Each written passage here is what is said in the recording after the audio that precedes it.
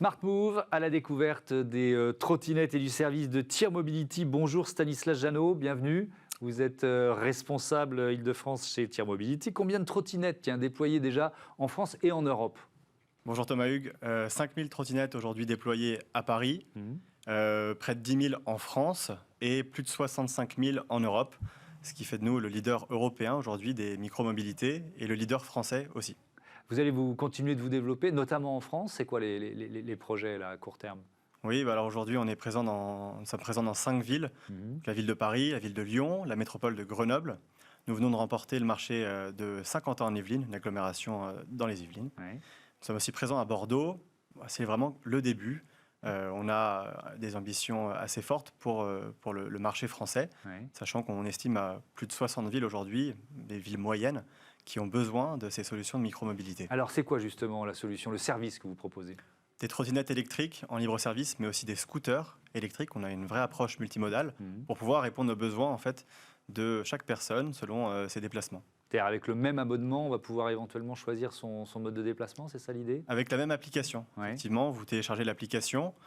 Tout de suite, va vous dire dans votre ville, si le service est disponible, vous allez pouvoir accéder à différents services, trottinettes ou scooters actuellement. Et le principe est très simple, vous devez scanner en fait, un QR code qui est présent sur l'engin. Et c'est parti, vous êtes prêt pour rouler.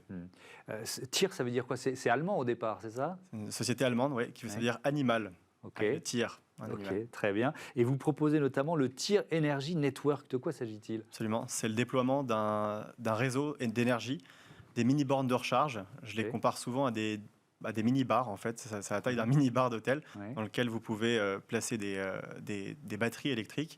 Le but, c'est de déployer ces bornes de recharge chez les commerçants, donc en intérieur, partout dans les grandes villes, pour que les usagers puissent eux-mêmes en fait, effectuer l'échange d'une batterie. Quels sont les avantages? Déjà pour les commerçants qui sont impactés par la crise sanitaire, c'est de générer de la visibilité du passage et d'augmenter leur chiffre d'affaires grâce au passage en fait, d'usagers qui, eux, vont effectuer le changement d'une batterie vide avec une batterie pleine. Qu'est-ce qui gagne l'usager? C'est des trajets gratuits. Pour nous, ça réduit nos coûts opérationnels, mais aussi la distance kilométrique et tous les allées-venues qui doivent être effectués entre l'entrepôt et les trottinettes et les engins qui sont déployés dans la rue. Alors, vous le présentez, ce Tier Energy Network, comme une innovation révolutionnaire. Le terme est fort. Pourquoi c'est révolutionnaire? Parce qu'aujourd'hui, personne ne l'a fait. Oui, c'est déjà un bon début, oui. Et parce qu'il s'agit aujourd'hui d'électrifier la ville. Le but vraiment, je pense que ce qui est important de retenir, c'est qu'aujourd'hui, les micromobilités sont ici pour venir, empêcher la voiture individuelle, souvent thermique, à s'imposer en centre-ville. C'est ce qui se passe depuis des dizaines d'années.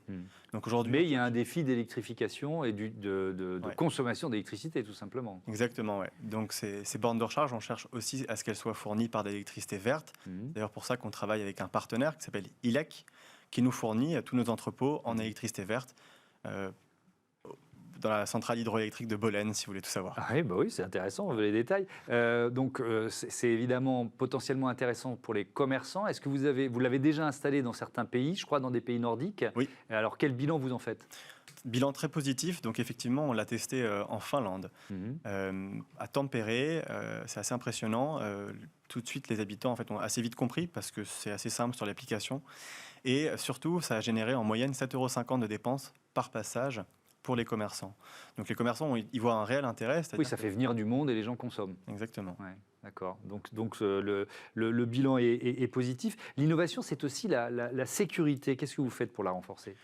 Déjà, on a aujourd'hui une trottinette qui est parmi les plus sûres du marché. Elle est lourde. Elle pèse plus de 34 kilos. Donc déjà, pour déplacer un engin comme ça, c'est quelque chose. Donc elle est lourde. Elle a un casque intégré.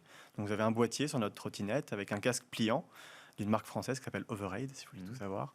On a aussi des clignotants. Elle est bridée à 20 km/h parce qu'on se rend compte qu'en ville, aller à 25, ce n'est pas forcément nécessaire. 20 km/h, c'est amplement suffisant. On a aussi un double frein mécanique très fort, des grosses roues, donc même sur les pavés, ça roule très bien. Mais on peut innover quand on est sur ce secteur, sur ce marché de la trottinette électrique. Oui, on peut toujours innover. Franchement, je pense que nous sommes aux prémices de la micromobilité. On a démarré avec les trottinettes électriques. On a équipé ensuite nos flottes de scooters également. mais c'est vraiment le démarrage. Vous signez beaucoup de partenariats avec des entreprises. J'ai vu que la RATP propose tir aux utilisateurs du Pass Navigo. C'est un axe de croissance, ça, ces partenariats? Oui, c'est ce qu'on appelle des MaaS. Donc, aujourd'hui, nous sommes intégrés dans plus de 30 applications MaaS, donc Mobility as a Service. Beaucoup en Allemagne et en France, on est intégré dans l'assistant SNCF. Bientôt, nous l'espérons, dans l'application Île-de-France Mobilité, que vous connaissez certainement. Le but, c'est de pouvoir permettre l'accès de notre service à toutes les personnes qui ont déjà des applications de transport sans qu'elles aient à télécharger l'application TIR. Merci beaucoup, merci Stanislas Janot, à bientôt sur Bismart. Voilà, c'est la fin de cette émission. C'était un bonheur, comme chaque semaine, de parler innovation. On se retrouve le week-end prochain pour un nouveau numéro de Smart Future. Et puis ce lundi pour Smart Impact, évidemment, l'émission de la RSE. En attendant, vous pouvez revenir en mars 2021.